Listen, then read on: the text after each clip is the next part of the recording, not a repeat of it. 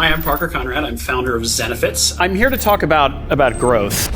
Parker Conrad is the luckiest guy on the planet right now. This company is growing faster than any other company. Parker Conrad is a master of raising the stakes. $4.5 billion valuation. How can Zenefits possibly be worth $4 billion after just 2 years? Zenefits was the fastest growing company in Silicon Valley history. The investors are investing on the promise of a lot of future growth. Parker was at the top of the world, but he never could have predicted what happened next. Zenefits is now being investigated by California and Washington State. It's no secret that at my last company, we made some mistakes. There's a lot about the public story about Zenefits that I just vehemently disagree with. Parker was forced to leave his own company. I agreed to step down under a lot of pressure. So he decided to start from scratch and build a direct competitor to Zenefits. Rippling really has one underlying insight. We run hard and push the limits of possible. I wanted to know how he's navigated every crisis he's faced. So I sat down with him and his team to understand what it takes to build the same company twice.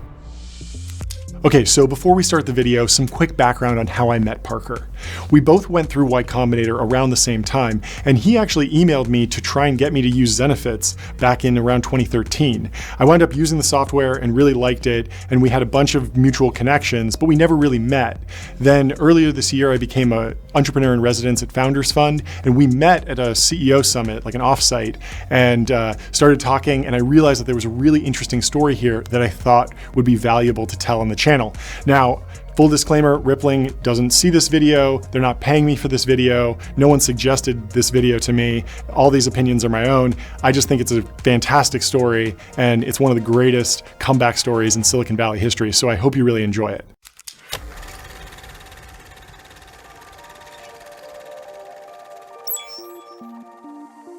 Before Parker cracked the code on building high-growth enterprise software companies, his journey began with a passion for science. In high school, he won a $20,000 scholarship in the prestigious Westinghouse Science Talent Search for his research on sea snails. This propelled him into Harvard, where he worked at the Harvard Crimson, the same newspaper where JFK, FDR, and tech leaders like Andy Jassy all worked. But his maniacal focus on the paper ended up distracting him from school, and he had to take a leave of absence. He made it back though, graduated, and got a job at a pharmaceutical company. He had a very stable life at this point, but he wanted more. I kind of looked at the sort of career path at that company, and there were all these rules about, spending a certain number of years in this role and then in this role, and then, sort of you could move up only with once every 2 or 3 years or something like that. And if you add up all the steps, I was like, geez, I'm going to be dead before I get to the top here. That was sort of the real impetus for me to leave. And one of my roommates from college wanted to start a company. And I thought, man, if this thing works, Mike does it and I don't, I'm going to be an old man kicking myself. That's how Parker and his roommates started WikiInvest, later renamed SigFig. The company functioned as a robo-advisor, enabling consumers to make investment decisions. However, having two CEOs at SigFig led to operational challenges, resulting in a split between Parker and his co-founder. It was time for something new, so in September of 2012, Parker founded his new venture, Zenefits. The idea for Zenefits was really, I had this problem managing health insurance for SigFig. Anytime we needed to hire a new employee, they had to fill out their paperwork to enroll in health insurance. And I needed to stop off at Kinko's to fax in the application because that was the only way to kind of get it in the insurance company at that point. And, I thought geez, this makes no sense. This has got to move online. And so on Monday, we announced the launch of our HR as a service platform. And this is important. We do all of it for free because we make money on the insurance commissions. It turns out that, when we had that type of business where there was sort of all of this money flowing in, those were exactly the kinds of businesses that VCs wanted to invest in, and we were able to raise enormous amounts of capital. Zenefits is shaking up the human resources software business. It just got a cash infusion of $500 million that now values this 2-year-old company at $4.5 billion. Why do you need that kind of money? We feel that, what the market that we're going after is absolutely enormous. It solves a really big problem for almost any business in the United States. And we think that if we don't screw it up, in a couple years, a lot of the guys in this round will look prescient. The trend of SaaSification is accelerating. And what that means is the best SaaS companies are growing faster than ever. How did you land David Sachs as your COO? Says I felt like it was sort of handed to me on a silver platter. Zenefits looked like the perfect company, but then everything started falling apart. The relationship between regulators and Silicon Valley's drive for disruption is being tested. Zenefits is being investigated in at least 2 states over allegations employees sold insurance policies without proper licensing.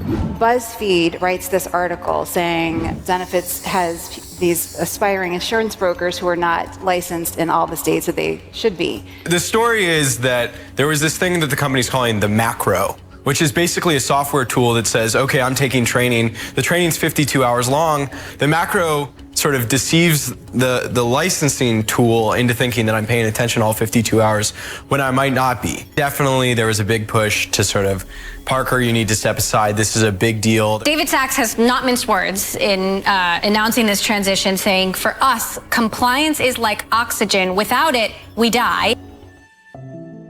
As CEO of the company, I own those mistakes. Sure.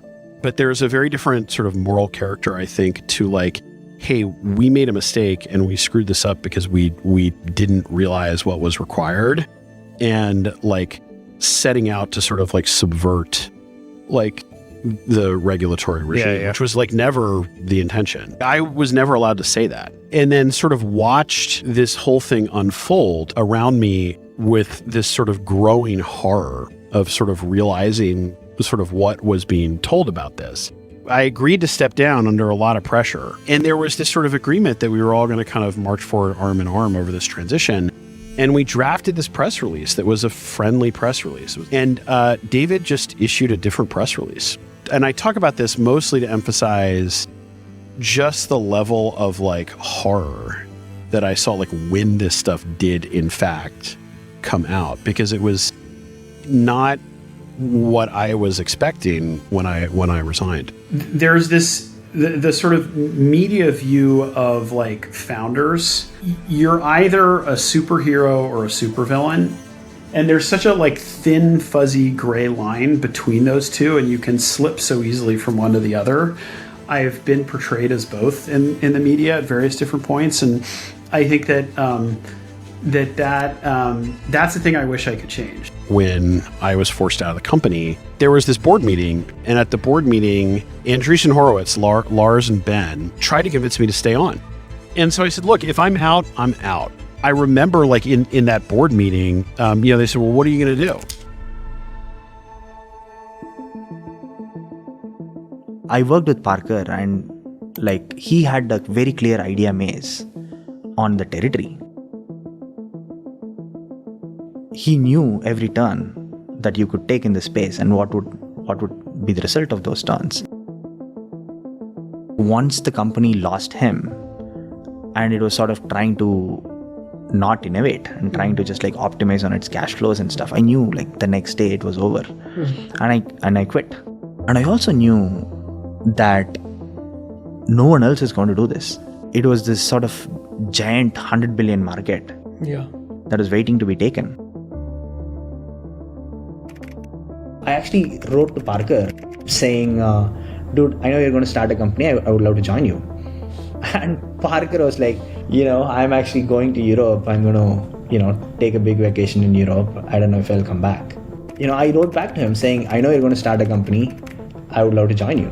And then in the press, the investors and everyone was just blaming all the failures on him. He was under an NDA, so he couldn't talk back to the press. And they, the investors could talk all they want. And he couldn't say his side of the story. He was severely depressed. I did read the Zenefits articles, unlike Parker. Press described Parker as this like very unethical person. That's just an example of like how off the person that was being written about or portrayed compared to like the actual person that I knew and know quite well. I really felt for him. It wasn't fair.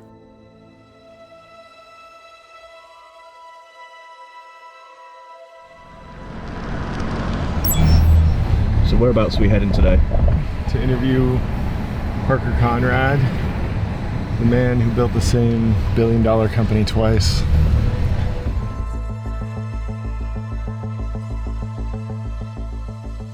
I thought that by leaving, I was like saving the company. David, he probably had a lot of answers, like maybe he was going to turn everything around and fix it. And then it just became so clear that, like, you know, he was canceling all the wrong projects and firing all the wrong people. And like David announced like this really big layoff. And I was like, this is crazy. The company's not going to be able to survive, or it's not going to sort of move forward and do the things that it needs to do. And that was when, you know, I called up Prasanna. I was like, okay, like, yeah, let's do it. Parker needed to prove that he was the real deal, so he teamed up with Prasanna to launch Rippling, a direct competitor to Zenefits. There were still a few investors who had their backs and wrote checks to help get Rippling started. Gary Tan, the CEO of Y Combinator, was doubling down on Parker, and Matt McInnes, his old college friend, was steadfast in his support. Parker and I went to Maxwell's Coffee on 16th Street in San Francisco and sat down at a table, and he took out a piece of paper under the Affordable Care Act and starts drawing out the idea for like plan selectors, and did the same crazy thing again. Not like go chill out on the beach for 9 months and regain your, you know, composition, but like composure rather, but like go do it again. And I did think it was unhealthy. I think that he sort of channeled depression, anger, like lots of emotion, like negative emotion, into I'm going to build the biggest fucking company I possibly can. Some of the biggest stories in the world have played out on our TV sets. But which moments have been the most memorable? For the first time, the 45th President of the United States of America, Donald J. Trump. Jeff Bezos became the world's richest man on Thursday. Will you return as James Bond? Yes. Mark Zuckerberg to at last earn his Harvard degree. For Best Picture. La La Land. There's a mistake. Moonlight, you guys won Best Picture. This time around, Parker had a significant advantage. His experience at Zenefits gave him a clear view of the inefficiencies within the HR business.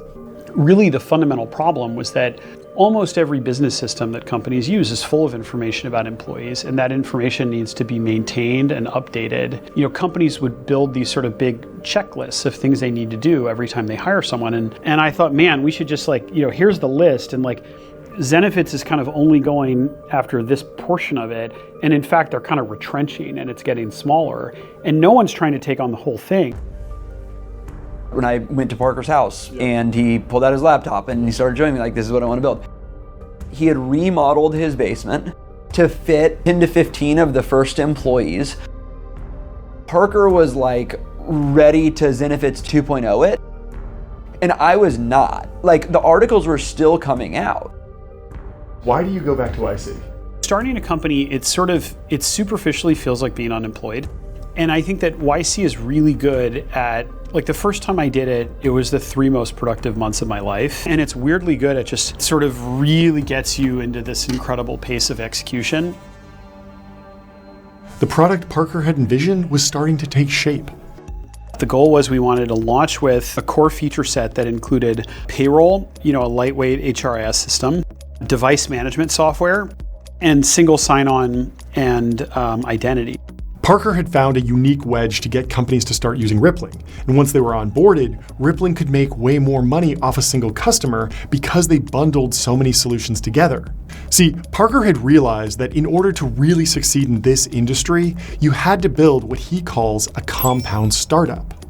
The conventional wisdom on how you should build a company is that you want to like focus really narrowly and build one extremely narrow thing and go very deep on it. And I think that a lot of that conventional wisdom is wrong. And I think that at least for Rippling, we've sort of taken the opposite tack. And it's something we've talked about before that I call a compound startup, which is basically doing a bunch of different things in parallel. And there are some inherent product advantages and some inherent sales and marketing advantages that you have over a lot of like standalone systems. Almost by definition, compound startups are solving like different problems than point solution products. It's why the company has really unusual growth persistence, like highly anomalous in terms of how much our growth rates have persisted year over year.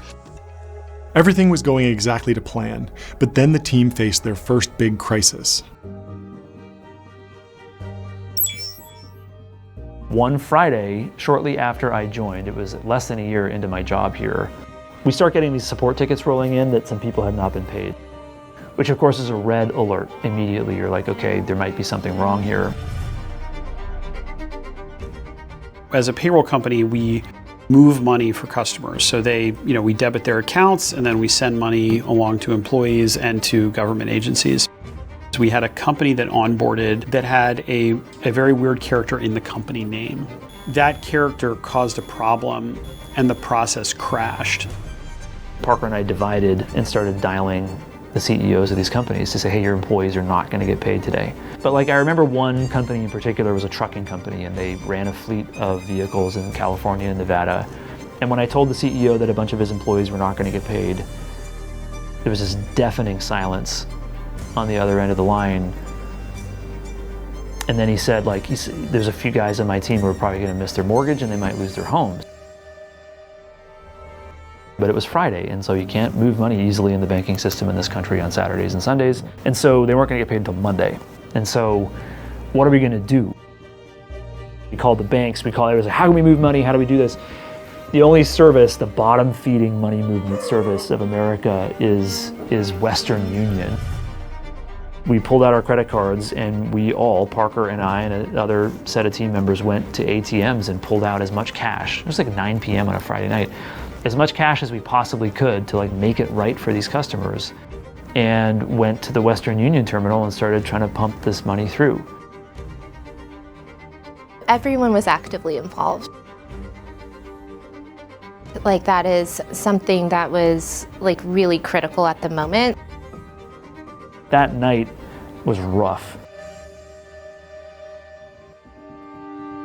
The most important aspect of that experience from my perspective, and it imprinted upon me the gravity of what we do here.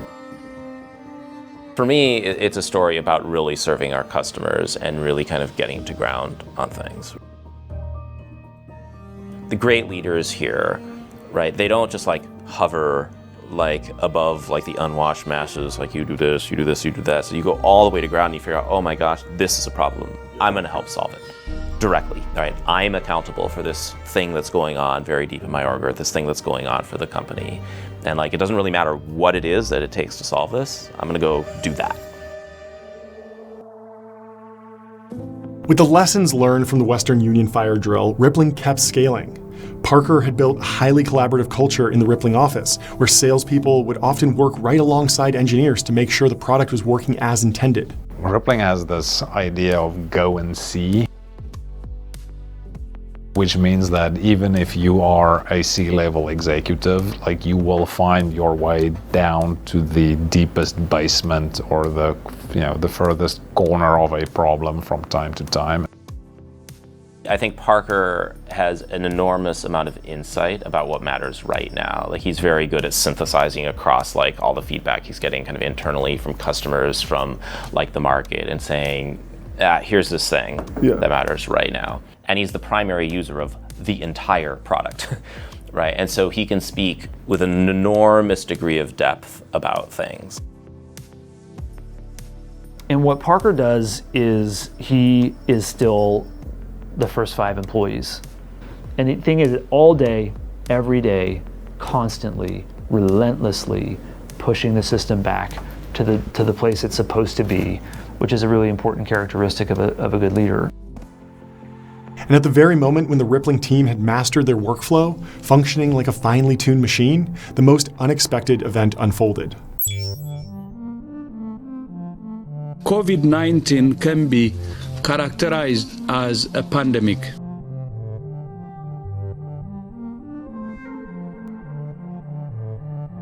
All over the world, we're seeing the devastating impact of this invisible killer. Coronavirus officially hitting the U.S. Here's what we know. The breaking news, stay at home. That is the order tonight from 4 state governors. COVID had dramatically increased the pace at which companies were hiring employees internationally. Every company had to make adjustments during the pandemic, but Rippling was forced to confront a new challenge: international competition. The idea of needing to manage a workforce globally was previously something that was like, that only happened for companies that were thousands of people. Like no mid-market companies would ever do that. Now everyone was hiring remotely, and Rippling was really, really well positioned to support people who needed to do things electronically and get laptops to their employees through mail and those sorts of systems. And so it was clear that there was a real need for this, and it was one of these things that was enough of a crack in the system for businesses that either we could do it and Rippling could become really huge by solving that problem, or someone else was going to do it and it was going to become a point of exposure for us. I didn't really think that that was possible. I thought it was just going to be too hard. And there was internally an engineer that sort of said, no, I think I want to do this and take it on. But as a result of that, we launched this product, and the product went from 0 to 12 million in ARR in 4 months. The plan worked. Rippling had stemmed the bleeding, and COVID led to a huge boost in business. It looked almost certain that Parker would succeed in surpassing Zenefits. Even though the pandemic wound up being a positive opportunity for Rippling, it led to new challenges that would put everything to the test. The collapse of Silicon Valley Bank. The biggest bank collapse since the 2008 financial crisis. It is the 16th largest bank, or it was, in the United States. And this is really the epicenter of tech startups, venture capital. The management of these banks will be fired. Investors in the banks will not be protected. When banks experience financial losses, it is and should be a matter of concern. Customers of Silicon Valley Bank lined up to make sure that they can get their money. It's not clear if they're going to get all of their money back.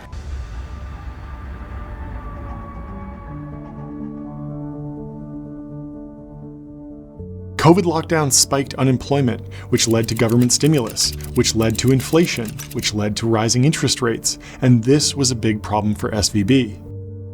The SVB is just an example of interest rate risk. And so for SVB, they had all of their money in bonds and treasuries because they were like, oh, this is safe. And when the Fed raises rates, that really reduced the value of the bonds that SVB was holding and made newer bonds much more valuable. And so if you have deposits over $250,000, above $250,000, you're not insured by the FDIC anymore. And so because SVB, Silicon Valley Bank, was insuring or had the deposits of all these, tech companies, all these VCs, they were exposed not only to the tech recession, and so they were struggling with deposits, they were struggling with the treasuries that they had. The Fed was raising rates so fast and furious. You just saw people try and take money out of SVB, and that created this whole domino effect. We were using SVB for day one, and we were using them for a very specific reason, which was that Rippling moves money on behalf of our clients. For that, you need to have money transmission licensing. You don't have money transmission licenses as a startup, and so SVB has this thing where you can effectively, they structure these accounts in this way, where the account that money's moving through is not our account, it's Silicon Valley Bank's account. When did you first hear rumblings that things might not be okay at SVB? There's a former colleague of mine. He called me up and was like, hey, what are you doing about SVB? And I was like, what are you talking about? Right after that call, I had my one-on-one with Albert. And so I remember sitting in the meeting room and Parker walks in. I forget exactly what he said, but something like, hey, this is starting to look really serious. And so immediately, it came down to who did we need to get in the room across the team to start working on this. And it felt a bit like the Avengers assembling, because literally from every corner of the building, people almost came running to this corner office where we were meeting. We called an emergency board meeting so that we could tell our board, hey, I think we're going to trigger wires to move, $500 million over to JP Morgan. And this was on Thursday, but we still thought that this would be weeks away. And then I got a phone call at 5 a.m. Friday morning that payments hadn't gone out. I got a call from my CMO who's like, you need to wake up. There's all these people complaining that they didn't get paid. And I was like, oh, crap. You know, we had, I think, about $130 million that we needed for Friday, and it exceeded the sort of capital that we had available ourselves, you know, outside of what was already stuck in SVB. I went out and made phone calls to a bunch of investors to try and raise additional capital. It was a record fundraising. I started talking to folks 9 a.m. Friday morning, and we signed a term sheet at 9 p.m. to raise $500 million. The same day? The same day. What are you going to do with that $500 million? Yeah. So we raised the money to make sure that we'd be able, even if the FDIC did nothing, that we'd be able to backstop our client funds. We wanted to make sure that any company that had sent us money, we were going to get their employees paid. Raising $500 million in less than 24 hours isn't easy, but getting the funds they needed was only half the battle. The team had to quickly figure out how to get money flowing through the payroll system again. We sort of moved heaven and earth to get a payments file over and generated for JPMC to pay people on Friday. There was like one or two key engineers like running the right set of of scripts to like prepare the file and upload it. And so we're all literally like watching them, and like you're watching the time tick by, and they're like, okay, it's uploaded. Okay, the bank's received it, but it's 6 minutes late. And we're like, no. And they're like, but it looks like it's starting to go through. The money's flowing. And so it was this like crazy emotional roller coaster of like 30 people watching, like two engineers like move this one key file. The amount of money, the billions of dollars that were flowing into and out of accounts across two banks, and our software being like, what is happening? Because the software contemplated a certain configuration, and all of a sudden we were at JP Morgan, and SVB wasn't under the hood of the system anymore. And so, Apple shifted from, the PowerPC architecture to the Intel architecture over 2 years. That was a hard, it's like, I know that's an overwrought analogy, but like for us, we were switching underlying architectures. Every 10 days. Yeah. The plan worked. Not only did Parker raise $500 million, but Rippling was also able to switch banking partners without delaying paychecks. I have not worked that hard for 10 consecutive days in my life. And that is saying a lot, because I have worked freaking hard in my career. But to hop out of bed at 6 a.m. on Saturday, to hop out of bed at 6 a.m. on Sunday, to get straight in front of my computer and just keep hacking at this with the team to make sure we were getting it right, was like, it was exhilarating and purposeful, but man, it was intense. How would you characterize like how the company had changed by the end of the weekend? Culturally, it was a good reminder of what we can do. It made very, very clear, like a set of people who were very deep and committed and talented contributors to the company who had may have been working away in the boiler room for a while, but in this context, were able to stand up and do something really important. When Parker spoke to the media about the SVB incident, they no longer introduced him as the former CEO of Zenefits, but simply as the current CEO of Rippling. CEO of payroll service provider Rippling, Parker Conrad. It was a moment of real transformation. Parker getting recognized for what he really was, an experienced business leader with a steady hand on the wheel during a time of crisis. It's no secret that at my last company, we made some mistakes. Despite what the media narrative was about this, they were unintentional, and we thought the rules were one thing, it turned out they were another. So we've been extremely careful about that. When people ask me what Parker is like, I like to describe him as he's sensitive, but not terribly empathetic. He cares what people think about him, and if he does something wrong, wants to make it right. But when I say he's not particularly empathetic, I just mean it's not his first reaction to worry about how you're going to feel when he tells you something that's inconvenient for you to hear. And I think that combination of sensitivity and slightly lower empathy is what unlocks his potential as a leader. Even with the SVB crisis in the rearview mirror, the story of Rippling isn't over. The journey of Parker Conrad and Rippling is one of the greatest comeback stories in the history of Silicon Valley. Fundamentally, Parker knew something everyone else didn't and just refused to quit until it was a reality. It's an amazing story, so hopefully you learned something valuable from this. And thanks for watching.